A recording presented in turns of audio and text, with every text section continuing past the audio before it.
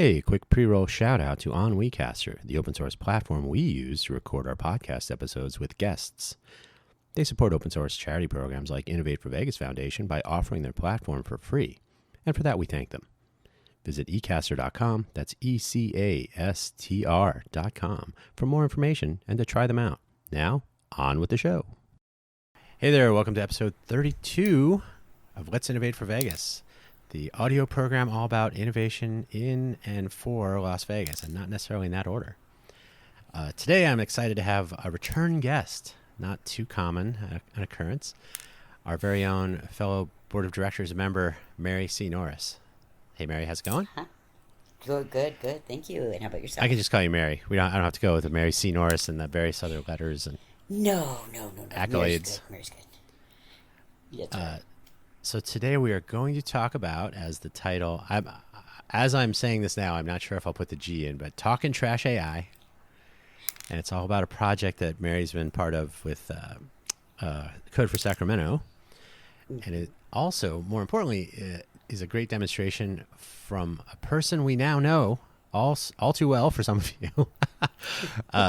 Civic volunteerism, how civic volunteers participate in things, getting projects from the idea stage to actually implemented and available for people to try and test and see how they work and then iterate on and make them better.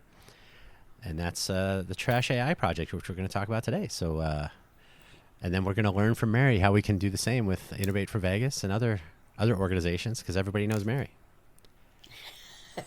Well, I don't know. Either that or they don't want to know me. One or the other. I've got one of two happening. Yes, no, TrashAI has been fantastic, and thank you for asking me to come and be a guest on your show. Thank you, greatly appreciate it. Sure, well, you're always welcome. And I do want to have the team on at some point, but that's going to be a harder coordinating effort. But right, at some point. I hear you. Oh, that would be great. And actually, we Absolutely. do it. We do it in coordination with actually Open Fresno as well. So we have combined two of the biggest cities we have here in the Central Valley area. And what we had researcher, apparently, Mr. Wynn Krauger. He went ahead and apparently he spoke with one of my co-captains. He had an idea. Hey, I do trash with data scientists.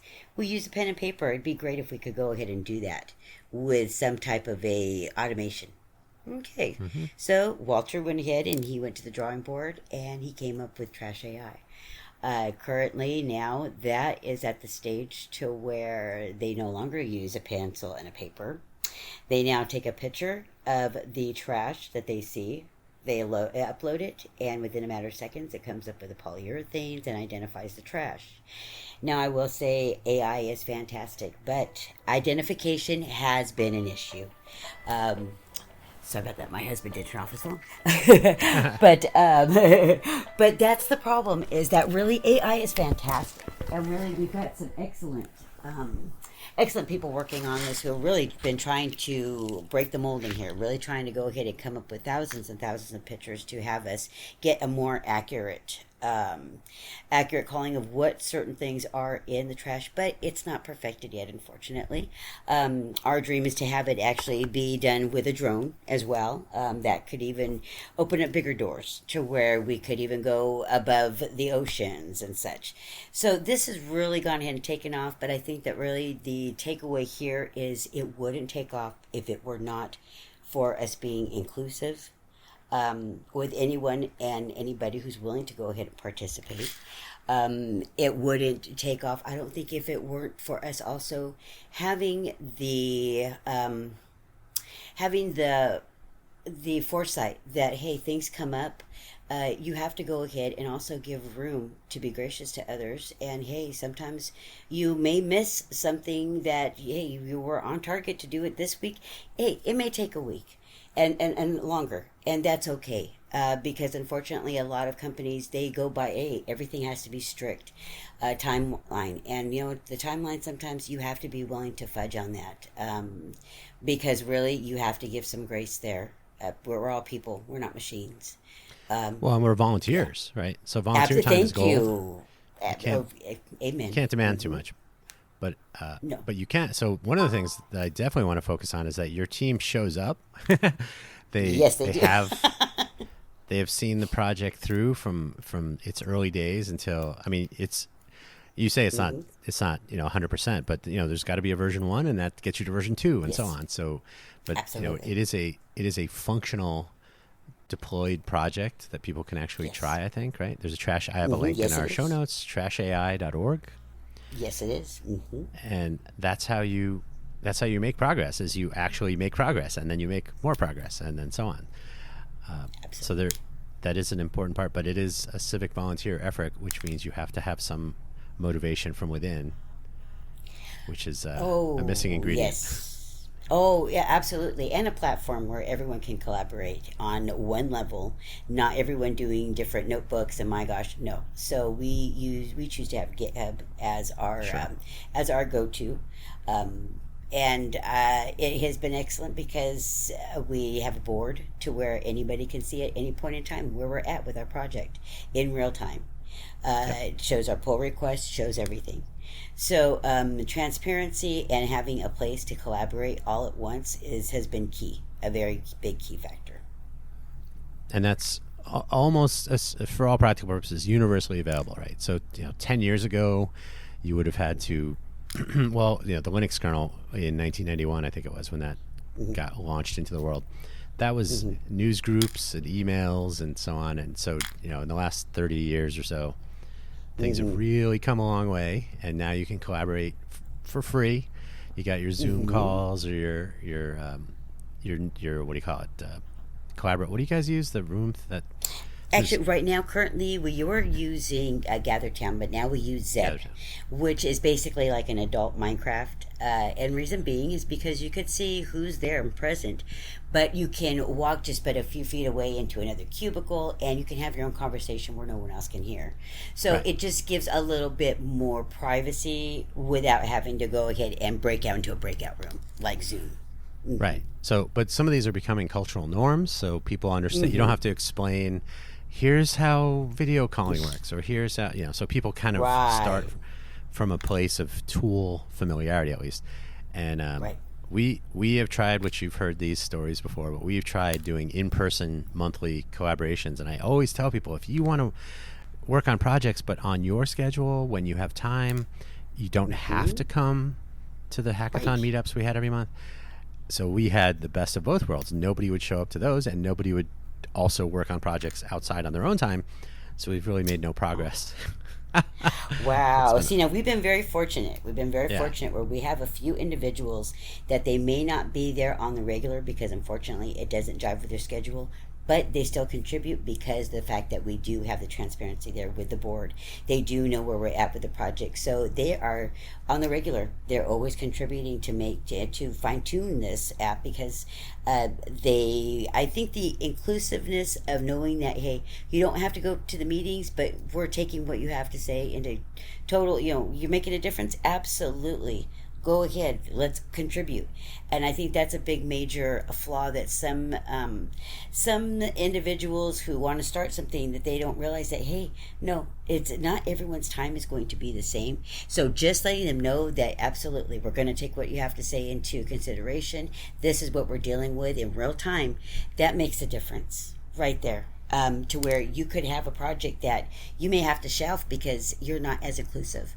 But if you open it up and get a little bit more open-minded by realizing that, hey, it's okay, you don't have to be here at this time, at this hour, every single week, it makes a difference, and it could actually go from shelving it to actually putting it out. Sure. And so after the first couple of months of our being up and running, like a little over a year ago, about 15 months ago, there, people would mostly come to our hackathon meetups, which were the fourth weekend of each month. Always in the same place, same time, and all that. And it would basically be, what are you guys doing? And I'm interested in this, open transit or the smart social stuff. I'd like to learn about calendaring. I'm a front end developer. I want to do database development. Like, okay, here's where we are. We collaborate on projects. You don't work for me. You don't work for, it's all, we're all in this together kind of thing. And then they would tend to not return. So there was no investment up front of time with that interest. And I think everything you were just saying, it points to people sort of understanding that when you want to work on a project, other people might depend on you because they're waiting for you to finish your thing so they can do their part to add it, integrate it. And that's a small hurdle for people to realize that, oh, I'm just a volunteer here. It doesn't matter if I show up. Well, there are other people. Yeah. Well, and that's one reason why well, absolutely. But we do have a clause. We invite anybody please contribute. But if you are working on something, please finish your ticket, make sure you write out your issue. That way, no one is left hanging. And if you're going to be gone for a long period of time after you've been contributing consistently, just let us know, hey, I'm taking a break. No biggie. It's just a matter of keeping us all informed and making sure nobody leaves loose ends. And then this is one of the things about, excuse me, my allergies, everybody listening, I'm sorry. No problem. One of the things that people also fail to realize, I think, now your TrashAI team takes it seriously, right? They have work that they can show, like here's what we've accomplished so far. Absolutely. Before we reach that first thing that we can launch out into the world for people to try, I don't know that people take it seriously, so they figure, oh, I'll just not show up. It doesn't really matter. But that's a job skill in the real world. When people are paying you, you can't just say, nah, I'm just not going to show up anymore. Well, you can, but you can't really do it too often because it's hard to get hired when you have bad references all over town, right? Well, absolutely. Plus, but even though you're a volunteer, that's great. If you're contributing consistently and all of a sudden we don't see you for a while, for me, not only is it, personally, for me, my more concern is, are you okay? Is there something going on that you need help with personally? Of course, yes, we're concerned about our project, but I think it's also having a humanistic approach as well to where, hey, we want to know everyone's okay because this is our space. And if you're already contributing to our space, we all want to make sure everybody's doing good, whether it be personally or professionally. Sure. And there's a culture of responsibility, perhaps. Absolutely, yes. Everybody wants to be a professional, but professionalism is hard to come by, right? Yes. Like, I want to be paid for my work, but I also want to not show up whenever I want to. You're like, well, those don't go together. Well, and some people also have to learn, really. It's a different culture when you're dealing with civic tech. It's a whole different, especially when it's volunteerism. It's a whole different kind of a culture that you're dealing with, and really it's so new that you can create your own culture, and that's what it is. I believe that we've been doing is we've been trying to create our own culture of inclusiveness, compassion, understanding, yet still going ahead and keeping professional to where, hey, we still have our deadlines that we're meeting. Right, and that just like if anyone has ever participated in a hackathon where there's a ticking clock, on the one hand, it's pressure, but on the other hand, it does kind of motivate you, right? If you're in a race with no end, with no finish line, then it's like, I don't have to finish. But if you have everybody kind of like aiming for a common goal, like we're going to try to finish in the next 30 days and we'll get this up and running, it gives you a goal to shoot for. It synchronizes some efforts. You kind of know, I'm letting you down if I'm not finishing my part because you're not going to be able to finish your part. And these are all real. These are all real life and job skills that come into play regardless of whether you're a volunteer on a civic project or starting your own company or working for another company. So there are some universal truths. Sorry. Oh, yes, and which I think begins with leadership. I've got to say, Dan and Walter, my co-captains, we now call, now we have different titles that we just went ahead and integrated, but really my co-captains, they are wonderful because we have our point of view is I'm not going to ask you to do anything that I wouldn't do because, hey, we're in the weeds right there with you. We don't delegate. We're actually there with them. And I think that makes a world of difference because not only, yes, they may have a little bit of experience, maybe R Shiny, I know a little bit of it, and a little bit of Python, but maybe they need a little bit more. And so when we do have our meetings, hey, that's when we go ahead and that's when they take them by the hand. And yes, let's go ahead and get you some more knowledge in this so that you can finish this. Now, I will say, if you're looking for a way to learn from the get-go, a boot camp would be a better way. Right. But, I tell people the same thing. Right, yes, but this also, it's not just tech. I'm a project and product manager, so we're talking, it takes more logistics than just the coding itself. It takes a lot more. You got the marketing, you've got everything that you got to look at, you got UX, making sure that it works correctly. So there's a lot of working pieces here that if you miss one, it's not going to jive. So I think that's another big thing that I come away with, is that really trying to push the fact that, yeah, sure, it's coding, but it's not all coding, because it takes more to life than just making sure that you put up an app, because if it doesn't work, it doesn't mean anything. Sure. And then as you remember, we started off called Code for Vegas Foundation, rebooting the former Code for Vegas sort of brigade from Code for America. That was, I say sort of brigade because it was right when they were forming the concept of brigade, so I don't think it was called a brigade. But either way, the number one thing I heard from junior level, high school, graduating or early college or mid-20s was, I'm not a coder, so this is not for me, I guess. And I said, no, it's not everything is code. So the change for multiple reasons, one of them being more inclusive. Innovate for Vegas fits with the city's innovation district and so on. But hopefully it's a little bit more generic. Like, you can be a language translator, you can be a graphic artist, you can be a program manager, you can be a tester, you can be a marketing. You want to go and tell people what we're working on? We need storytellers. We need people who can, Exactly. You're good at social media. Yeah, we need people to post on social media. Absolutely. Yes. So, I mean, this is really this is one subject full of all kinds of avenues that really, it just needs to be explored, and people to have the interest to want to go further with it. And the great thing is that it's a double-edged sword. Sad that we're still taking off. Tech is still just taking off. So the good thing is that really you can really make a name for yourself now, because this is only going to get bigger, and more people can go ahead and they're going to be looking up to those people who are the trendsetters. Right. Well, I'm personally, so you have TrashAI to point to as a small victory along a path of more victories. Right. So we need to have our first project released, so that I think that will help with the aha moment or the lean in. But yeah, it helps to have a connecting of the dots, right? Like, I do get something for volunteering my time, right? Which people don't realize, or they don't know. Yeah, it's not a reflexive, like. Of course, contributing to an open source project gets me something. That's not built into people.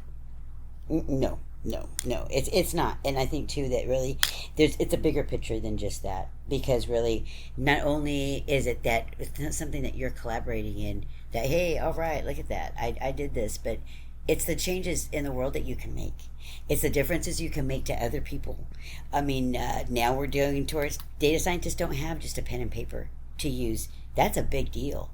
I help with Get Your Refund. Hey, now you can do your own taxes and not have to pay H&R Block.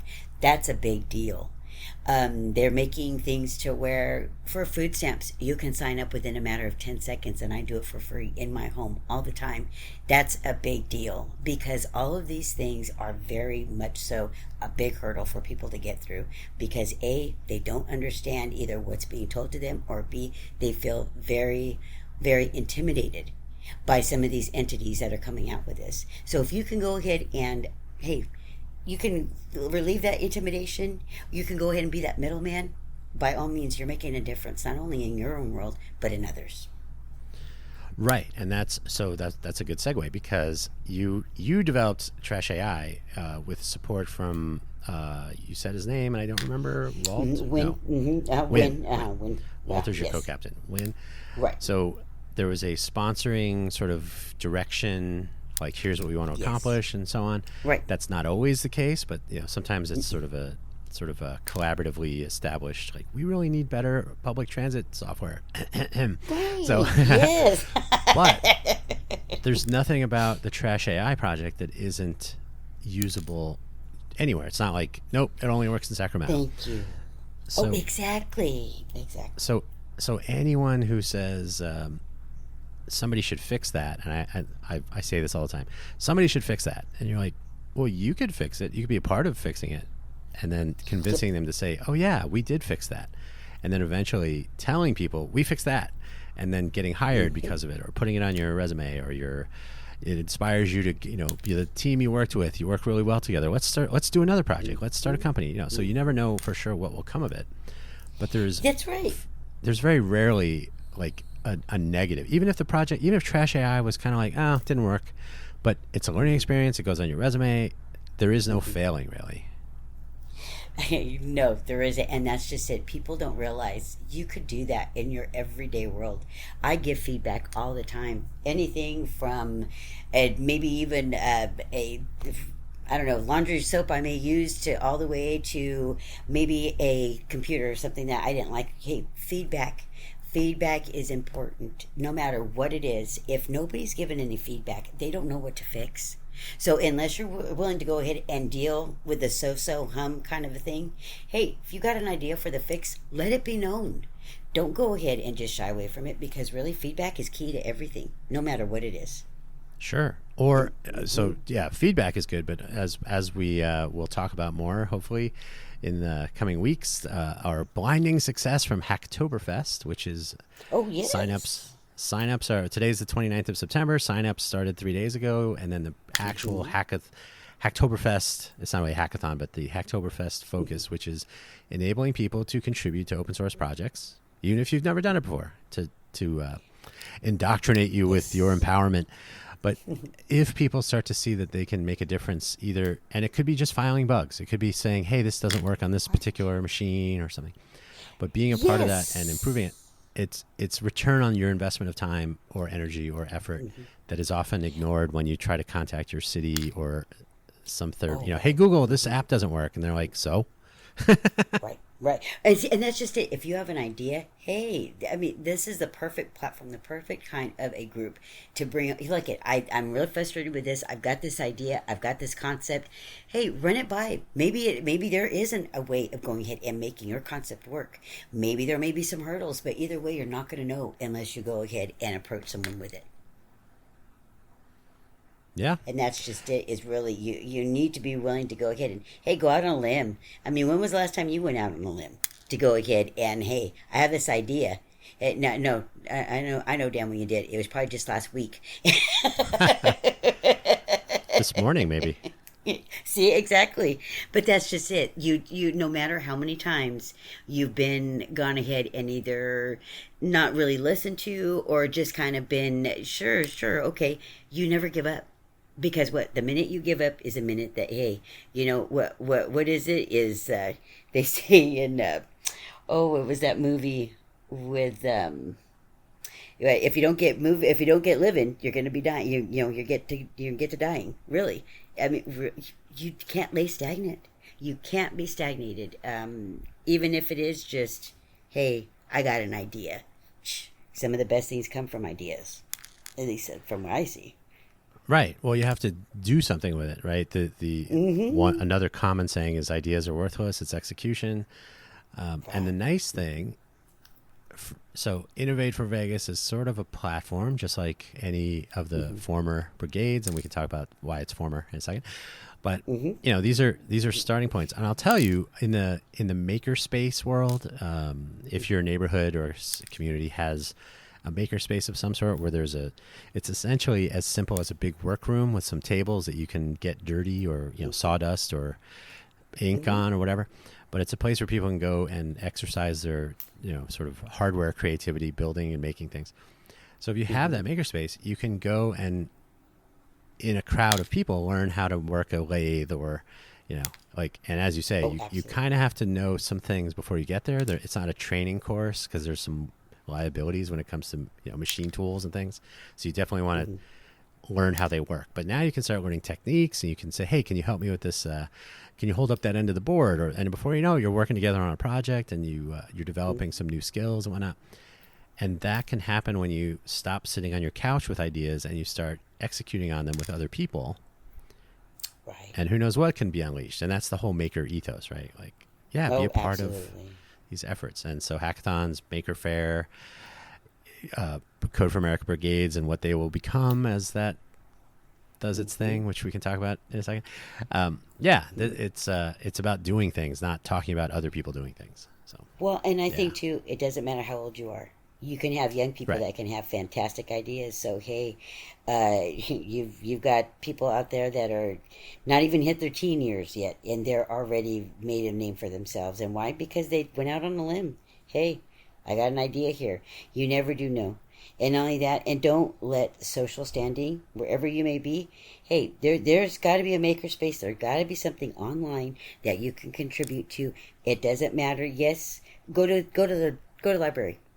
Uh, Go anywhere else to go ahead and you don't have internet.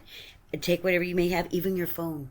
I can do Google Sheets and Google Docs better on my phone than I can on my laptop. Why? Because you deal with what you've got. So hey, if that's all you got, go down to Starbucks. Go ahead and make a difference that way. Bottom line is that you're making a difference. You're going ahead and you're broadening your horizon, so to say. Sure. Well, I mean, showing up. I hope this is a joke I make often, but Woody Allen says showing up is 80% of life, and I always say it's the other 20% too. You got to show up. And, Absolutely. And I think, yeah. So just starting somewhere. The longest journey begins with a single step. There's any number of tropes that suggest that being a part. And by the way, you may say, "Oh, I'm not interested in that project." Well, suggest something. There's Yes, the by nice. all means. You might be able to go work for some employer and like, hey, Starbucks, I have a new idea for a drink, and you're like, well, I think we're good. But if you start your own coffee shop or you work with some friends on some, you can do things that are more flexible and more educational for yourself.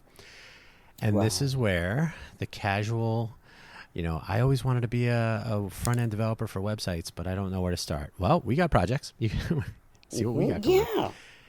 Yeah. And but yeah, showing up is always a challenge. And then so as I've alluded to, do you want to talk about brigades for a second, or what did you want to? I don't want to interrupt you. Oh, What are you gonna say? well, I just brigades. What I'm sure that if you don't know what a brigade is, we were we were a part of Code for America, which is one of the biggest civic tech leaders. And they were in volunteering. There used to be a lot in just about every state, maybe one or two of them per state, depending on where you lived at. We help anybody, mom and pop shops. We help the government.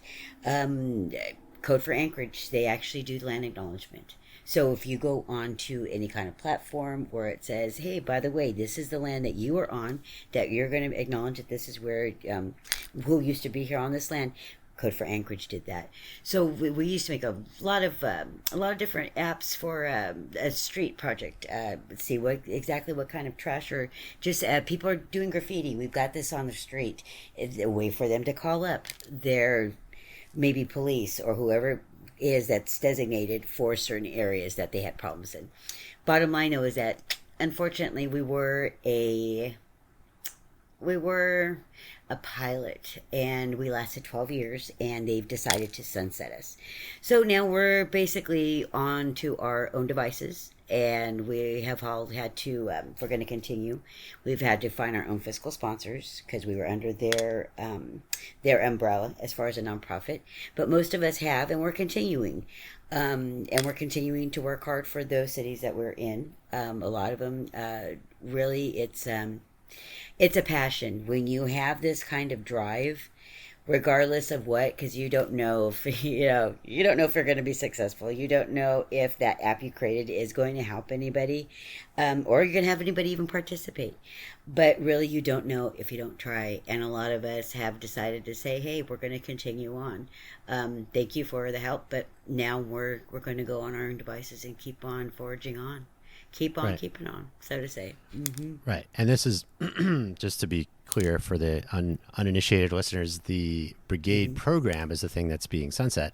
So all the brigades all over the country, all over the United States, whether it was Code for Philly or Code for what's the Miami? Code for Atlanta, Orlando? Code for Orlando, Code for Chicago, and I will say they may not be having the same name, so that may be a possibility. So if you hear of Open Chicago or Open Open Reno, or something else catchy, that may be the same group. And really, give them a hats off. Really, give them some acknowledgement, because it's been hard to go ahead and continue to forge on, despite the fact that, Sure.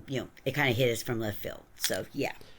Right. And so it was Hack for Reno was the code for America Brigade in Reno, code for Vegas when it was first started, and then the co-captains left the area and they sort of officially shut it down with Code for America. And then when we tried to reboot, it was going to be Code for Vegas. But yeah, so we renamed. So some people will be calling, say, Open Fresno, for example. Was it Code for Fresno or Hack Fresno before? It used to be Code for Fresno, but I had changed it, not having any foresight as to what was happening, but I changed to Open Fresno because of the fact that here in the Central Valley area, we're really limited as far as people who are very tech savvy. So I thought that Open sounded a little more inclusive. Right. So we changed it, about 2 years ago. Mm-hmm. So yeah, this is everywhere in the country. So now we're left with people that want to volunteer their time or work on projects, and they have no direction from on high, which I think is a good thing, but it will be painful at first. Oh, of course. A breakup is never, hey, it's me, not you. It's always painful, Never but easy. Good relationships do not end. So right. I think it's interesting. So I never received direction from Code for America, but it looked like they were sort of driving projects and whatnot. And I think if you're able to connect with the people in your community, you can start there. And I think rather than working for somebody else in another city or state and being told what to do, which we actually saw a little bit of that. If you attended Code for America meetings, you're like, yeah, we're from Code for Vegas. Oh yeah, okay, so here's what if you want to work on this, here's what you have to do. Here's project stuff to do. And they're like, wait, I'm just a volunteer. You're giving me work to do. That's strange. That's weird. But I think if you actually get to decide what you want to work on, and then you talk to people who will experience it and benefit from it. Like I always give the transit example, of course. I use the bus. I use public transit here. I've talked to people countless times. Right. I use the app that they transit app, and I can't even see it. It's not accessible. So I can't use the scheduling tools. Like, well, nobody's listening to you when you say that. Right. But if I'm working on that tool, then I am in a position to say, well, hey, let's fix this, and why don't you tell me if it works for you? So there's a very powerful amount of feedback you can receive, and whether it's you're developing software, or maybe you're developing the user interface, maybe you're developing the color scheme to make it high contrast for somebody with vision impairments. Maybe you're working on the language. Maybe you're a visitor to Vegas. We have visitors from a lot of places that don't speak English or Spanish. But most things, darn right. Sure, but most things are only localized for English and Spanish here. So German, Japanese, Polish, whatever language you speak, we should be able to. The internet has solved that problem. Right. So we should never be launching transit tools. And by the way, if you have vision impairments and you're taking public transit, I don't know if people realize this, but that's going to happen a lot. You should make You should make tools for people with vision impairments, because they're not driving cars. Hopefully.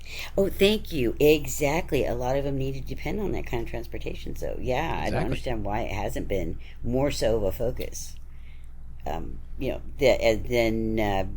Just basically being economical as far as we got to save gas. That's great, but it doesn't matter if you're not going to be accessible to the individuals that need you. I have an opinion, which is Transit App. It's called Transit App, Transit App, is developed by a company in Montreal, Canada, and they probably all have reasonable vision, and they sit in a cubicle and they build their software, and they want to have as many users as possible, but they don't go and talk to their users and say, can you see this? Does this work? Makes a big difference. Absolutely. You got it. Yeah. It just, like I said. But I'm on the bus. I'm on the bus with a person that could use some that kind of attention. So that's the difference, I think. You know what? And that's just it. That's where, like I say, feedback. They need to let it be known. Hey, if this doesn't work, let us know. If you come up with a better idea, let us know. People are so used to just dealing with what it is that they are using at the time, because there's no invitation to go ahead and for the feedback. Right. So that right there, yeah, that makes a big hurdle, I think. And then, so for TrashAI, for example, do people in Sacramento or Fresno, have they tried it out? Have you kind of unleashed it on the public? Yes, and we do also have a feedback portion of it to where, hey, anything that you could, anything that's not working or feedback you could give us, please do it, because we're not going to know unless we are told, and so we can grow from that. Mm-hmm. And then here's a little secret for, especially if you work in city government. When you enable people in your community to give you that feedback and they do it, and then you make a change or you listen to them, and then they see that happened, they stop posting on Nextdoor and Twitter about how nothing ever happens here. They say, hey, look, they fixed they made it better. Look at that. And everybody goes, oh, look, they're listening? We can actually affect change? And well, this is not city government. This is civic volunteers. So it's people like us that are working for each other to make our communities better. And if we actually cooperate, we can actually accomplish things and not wait around for somebody else to do it. So absolutely. That's a complicated message, but at the end of the day, it's about enabling people to be a part of, don't wait for somebody else. You can actually do it and learn from it and all that. So, yeah. You know what? I will say that I am very proud to say, because on Get Your Refund, which is very well known, it's been put down. It's a free way of doing your taxes.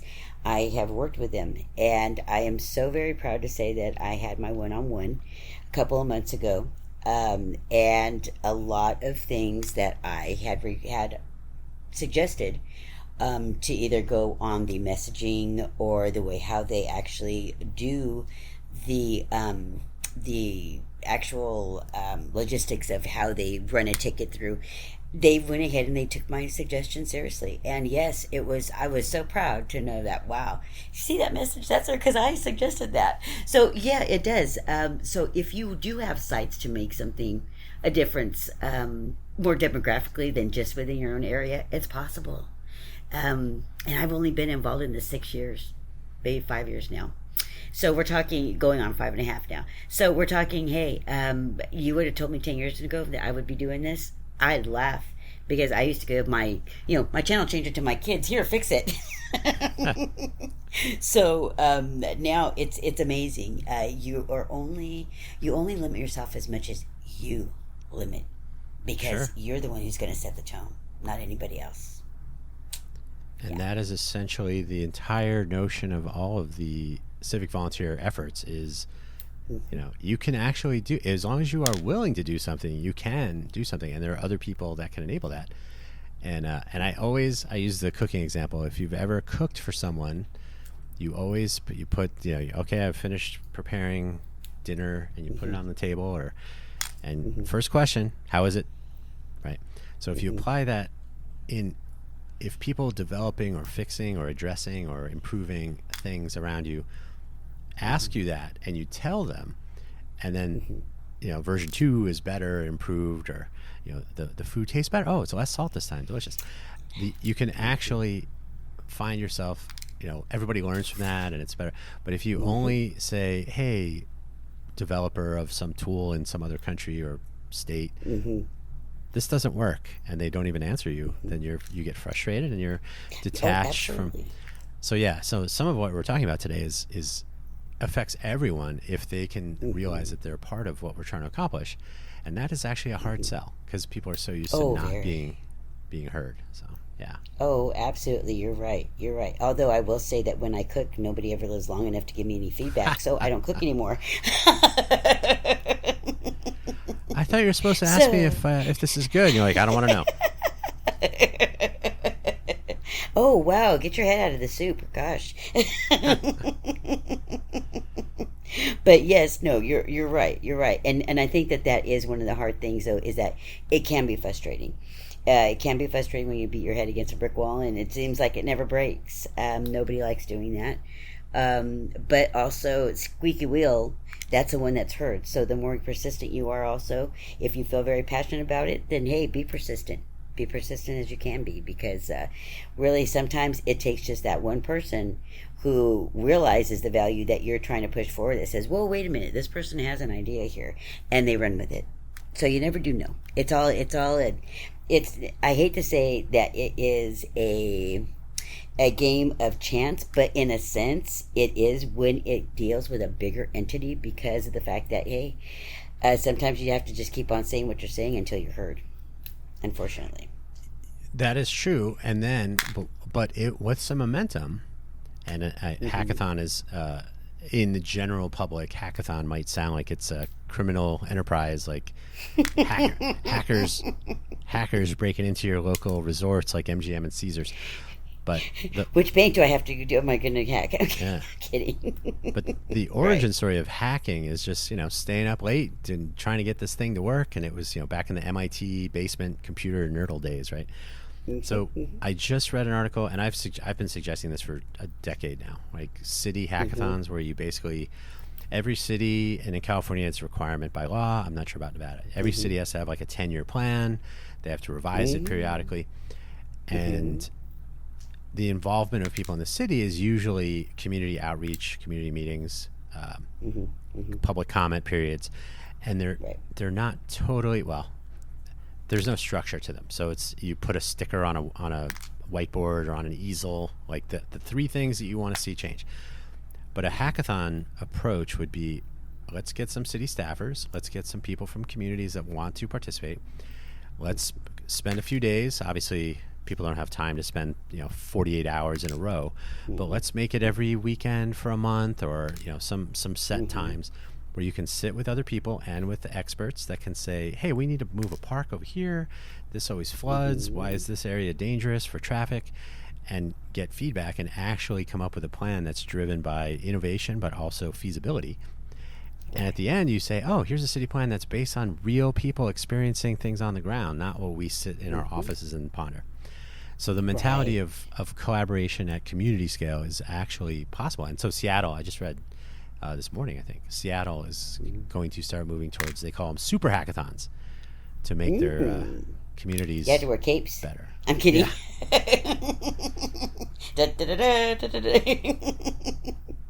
Sorry, I couldn't help that. Well, I mean, people who show up should maybe have capes, because showing up is 80% and 20%. Very true. And you... But once you make people empowered, once they feel like they make a difference, then they start. They will. Absolutely. And I'm going to go ahead and I'm going to do something say something that's may sound a little weird, but it's true. If you do know how to hack, even in a negative way, guess what? There's white hackers out there. And you know what? There's companies out there that will pay you to find out what's wrong with their systems. Seriously. So, hey, this is for everybody. So, yeah, maybe it's not exactly the most reputable thing that you, that is your forte, but hey, if you do it, become a white hacker. Absolutely. There's always room. Always room. There's different aspects. In my early days, when I didn't have much experience in the software world, during one interview, I cannot remember where it was, they did ask, like, about, so what kind of computer did you have, or what are you using? I said, I had an Apple IIe, and I used to do a lot of disk editing type stuff. Oh, do you know how to hack games? I'm like, yeah, locksmith and copy the, and so I knew how the file system worked and how the disk data was encoded on disk. So they're like, hey, hacking games, that's how you learn how things work. So to your point, yeah, it's people who with a deep understanding, and then maybe the ethics to, with great power comes great responsibility, they say, according to so if you can use that knowledge to improve, if you're not stealing from people, most other things you can apply that. And take your knowledge, and it can be art, it can be if you can come up with a way to make it very clear how things work, do I take this tag off my pillow? No. But if people just know that because you've made a better user experience, and they just, oh yes, of course I don't do that. And that applies to moving around a city, or there's at our downtown bus stop, there are these little yellow and orange, orange and green arrows. And one of them is supposed to point to the strip, and one of them points to downtown, and they are never pointing in the right directions. Seems like an easy fix, right? Yeah. So somebody literally just stuck them on there, or maybe people can move them around, but this doesn't help anyone. So it's sort of funny, but if you're empowered to do things and people do care about it, then you can come up with a better, like, you know what, maybe the little arrows that people can move around and aren't working. We have better ways of communicating these things. And so if you listen to people, you enable them. Yeah. Or there's young people too who they love social media. Hey, they love TikTok, being on Facebook, whatever it may be. Fantastic. You like it, and you see that there's ways how people could do ads differently. Why don't you do that? Social media, that is a very big marketing place in the market right now, because a lot of people don't know the concept. They don't even know how to go ahead and start to even begin to have any kind of how to even make an account on there. So, hey, if you got the knowledge, use it if that's what you enjoy. Because one of the best things that I've ever, one of the sayings I've learned from that is true. If you're going to do something you love, so it doesn't seem like work. Because once it becomes work, then it becomes a chore. And once it's a chore, you don't want to do it anymore. That's true. Although also my corollary to that would be, don't turn something you love into something you need to do to make a living. Amen to that. Yes. It's just a job. Yes. And that's another thing about when you volunteer for stuff. Any outcome is a positive, right? You don't, if you can make it work for yourself, as far as, don't go bankrupt volunteering. Right. But Right. People always ask, like, what are your projects and what is your software stack? And I said, well, we're not a software company. We're a volunteer organization. Mm-hmm. Things that we're working on are supposed to be good for the community, but also good for the volunteers, right? So we're not shipping code on a deadline, and we're not a profit and loss center. We're a loss center, I guess. But we're trying to do things that are not aligned with profitability. We're aligned with I could say outcomes, but not shipping software. It's about a larger picture than that. And I think if more people understand the value of putting back some time, the Kennedy ask not what you can do for Vegas. Yep. No, ask not what Vegas can do for you. Yeah, sorry. Yep, that's right. But Kennedy was before my time, just slightly. But the point is, from what you heard from a friend, right? Yeah. It's on the internet. And by the way, absolutely. So social networking, my opinion, if you have never used social networking, I treat it like smoking. Like I'm not a smoker, and so people say, do you smoke? Do you have a lighter? And I say, I don't smoke, but I'm thinking about starting. And they're like, what? Well, I'm trying to quit, so yeah, I can understand that then.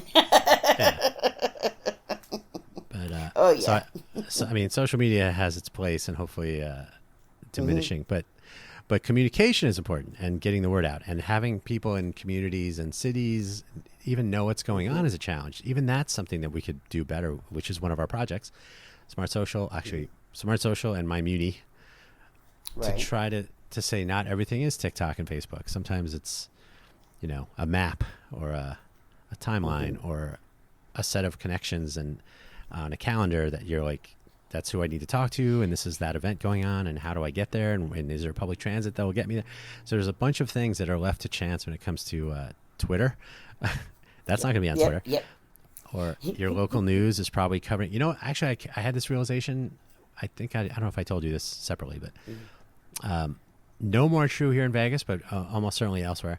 When you see a headline on your local news, whether it's the news people talking or news radio or more frequently websites, you're going to see the bad news, someone was killed in a car crash or some crime was committed. And then you're going to see something the next day, and then 2 days later they arrested somebody or somebody went to court. So you're going to hear that story repeated daily, weekly. Now, right next to it might be a headline that says, Mary Norris launched a startup to classify trash to make waste and recycling more efficient. And then you'll never hear from it again. Right. So bad news gets all kinds of updates, and people don't get the good news presented. Absolutely. And the one thing too that I think that is a very nearsighted concept for our young is they think that, well, I don't need school in order to go ahead and I just want to be a YouTuber. I want to do this and that. Hey, that's great, but you're still going to have to learn how to go ahead and manage that business because you're going to be making money. You're still going to have to learn how to go ahead and how to manipulate the computer or how to spell things out when you post. So you know what? Yeah, school may seem like it's just something redundant, but you know what? Really, You're going to need it. So do it now, because the more that tech takes off, the more it's going to be in your favor to have knowledge, no matter what it is. Sure. Yeah. Proactively taking ownership of what you want to do and how you learn how to do it. And then, And I know this from having a 13-year-old who has that kind of aspiration. So aspiration is yes. good. Mm-hmm. Yes. But yeah, I think there's a tendency to fall back on like, well, social media is like the easy path to essentially a marketing platform for reaching people. But that's not what social media was for. So that's where I kind of like, Facebook started probably with ill intent, but it's a way to connect college kids, because you actually had to have a college email address to join the Facebook or MySpace. Remember MySpace? Yeah, MySpace. Everybody's friend Tom. So it's, connecting people and very community and similar interest minded. Now it's monetizing and paid links and views and likes. So everything's metrics and it's very commercialized. So I wouldn't call it social media anymore. But if that's what people use to read news, you're handing over control of discovery to commercial interests that prioritize profit over an informed public. Right. So as a public service, people should be able to know what's going on without saying, oh, it's not interesting enough to enough people for me to find out that Mary launched TrashAI. Right. Mm-hmm. So there's opportunity for innovation here. Sorry, absolutely. No, you're right. No, I didn't mean to interrupt you, but you're right. That's just it. And you could do it now to where, hey, even if you are the person promoting an app, you can make money just by promoting the app in different kinds of platforms and areas. So, I mean, hey, there is so much really to this whole tech scene that it's amazing just how many depths and avenues there are to really how many places and degrees that you can go into. It's really fantastic. And like I said, it's not going to go anywhere but grow. So wow, I mean, 10 years from now, I mean, Dan, where the hell are you going to be? Doing something absolutely amazing. We'll be on episode 1032, and well, you know what's interesting? So you said everybody thinks tech is the answer to every question, which so no, I've told the story of my food truck adventures now and then, and I still like mobile vending. It's an interesting business. So one time, this Brian, who owned a grilled cheese food truck, and it was really good. He was a super nice guy in California, in Bay Area, San Jose area, South Bay. So one day, and everybody knew I was the nerd working on food trucks, writing software. Was whatever. it the pocket protector that threw? Yeah. Is that health code approved? Health department approved? So he said, "Hey Dan, I paid a guy $1,500 to build me a mobile app for iPhone and Android, and a website." And I said, "Why the mobile apps?" And he said, "I don't know." I said, "Brian, I followed 93 food. I think it was 93 at the time. 93 food trucks on Twitter. Do you believe that I would install 93 applications on my phone, one for each food truck?" He's like, "No." I said, "Now the website's good, but the important part is that your customers can find you. If I have to install an app, like there's already Google Maps, there's already calendars." So my whole approach has always been, we should use tools people have instead of making them install something, making them learn something new. Yes. So he was like, "Yeah, I guess you're right." So he wasted money doing these things. So not everything is like, we must develop a new application and a new hire developers. No, that's not always the answer. Sometimes you have to talk to people and see, like, do you want to come to my food truck? Yeah. Do you use a calendar? Yeah. So if I sent you a calendar invite, yeah, that would work great. Yeah, that kind of thing. You can find out by asking. So yeah, some of it's just talking to your users, talking to people like, what's his name? Win? The trash guy? If you talk to somebody who knows what they're doing, you're like, oh yeah, we can do that. Let's not waste time building an app that we don't need to build. Right? That's right. So tech as part of a conversation with goals and potential outcomes that have meaningful impact is great. But if you just want to build an app to exit, as they say, I'm going to build the next unicorn and get a bunch of funding and exit. And yeah, we got that. Everybody does that now.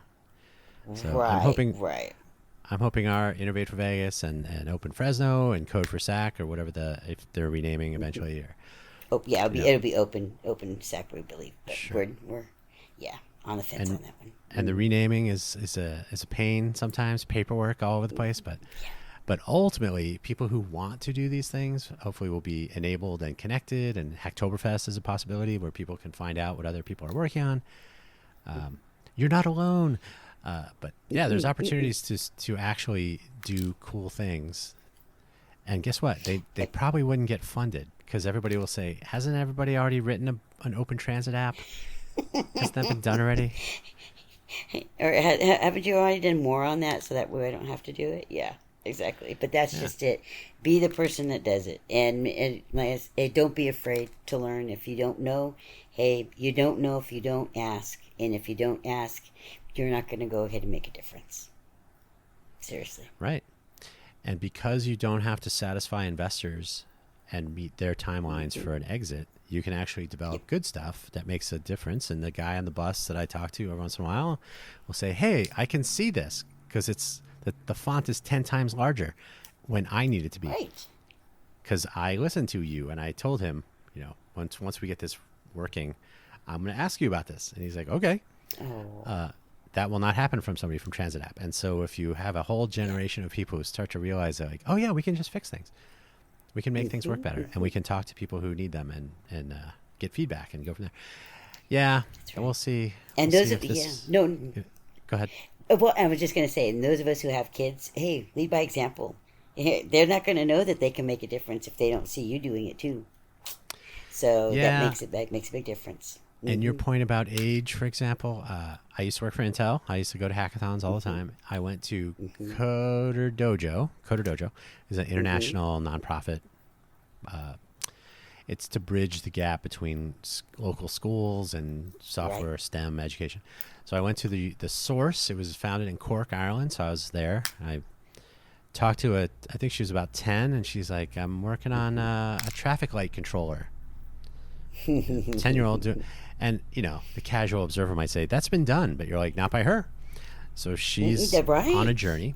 And then I was at a hackathon in Cambridge, Massachusetts, and I think they were about 70 years old. A couple had been in a hotel fire or some sort of smoke fire situation. So we're building an Arduino powered smoke detector that will send a text message to our kids to let them know what's going. It was integrated into the assumption that if we're ever in a hotel that does that again, it will alert us. It'll be make a noise, smoke detector, plus sending text messages out and all that. So, because they said, yeah, we've never done anything like this before. So you're never too young or old to turn your ideas into something. And they may be software, they may be snacks, they may be art. Could be anything. Right. Just like I'm the president of my church, and I think one of the best things, we're having so much of a decline in any participation in anything like that happens to do with any type of a controversial subject such as religion. But it would be nice to have an app to where anybody could see where all their local churches are of any denomination. That way they know that, hey, okay, I'm nearby here, I can go ahead and do this. I think that something like that would be great. I would love to kind of explore that idea, and hopefully I will. But it's just little things like that really that can make a difference in your world that you don't realize. Yep. So definitely. So that's but that's my point of view. That's my story, and I'm sticking to it. This is a true story, in fact. That's right. Well, we're coming up on an hour, so I'm sure everybody's got better things to do than listen to us. So get to your hackathon project, sign up for Hacktoberfest. Remember that you can innovate for Vegas without being in Vegas, and you can do the same in Fresno, Sacramento, Orlando, Atlanta, Chicago, Philly, Seattle. The list goes on. Or you can do it from your home, and you don't have to actually. And that's something we could end on, is this potential to not have borders and to do virtual meetups, which everybody learned about during the pandemic. There's absolutely value in in-person gatherings, and so that's certainly an important component. And having your local coffee shop or meetup spot. I think that's a good question, though, really, because I've only attended one in-person. That was it. So hey, I've done everything virtual, and to me, that's been fantastic. Oh, sure. You can do a lot of things, and a lot of great stuff that we all take for granted today that we use has been, the Linux kernel, as I mentioned earlier, that was developed and is still developed by people all around the world. They're not all sitting in the same office. It's a lot of different viewpoints and experience levels on, but so not to diminish the value of in-person getting to know people and whatnot, but a lot of things can be done remotely. You no longer have to say, well, there's no code for small town that I live in, therefore I can't participate. The participation is a matter of you reaching out and figuring out which one you want to choose first, because there's actually so many choices and that's what Hacktoberfest will accomplish. Dan, I'm so glad. I'm so glad I've turned you to the dark side. I remember when you were totally against that. Good job. No, it's fantastic. Absolutely. You're right. I mean, hey, I could be sitting here in my PJs and still be making a difference. And it's wonderful to know that. Absolutely. Well, our mission initially was to try to get local innovators out, to come out and do things. But that is a climb that is on the next hill. We have to start doing things first.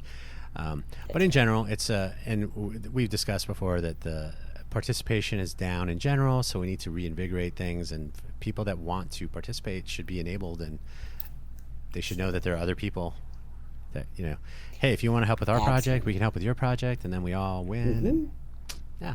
Absolutely. Always a pleasure, Dan, and thank you so much, and an honor always working with you. Thank you. Absolutely. Likewise. And again, welcome to our board and all that will come of it in the near term, hopefully. And then kumbaya, I will say, as we wrap up another episode. And don't forget to check out hacktoberfest.com. It's in the show notes, along with a bunch of other stuff about Code for SAC, their GitHub, and Open Fresno, and so on and so on. And there will be more and more information for you to find as you continue to listen to this and all other podcasts about hacking and making and innovating and Fresno. Look forward to it. That's all I got. Thank you.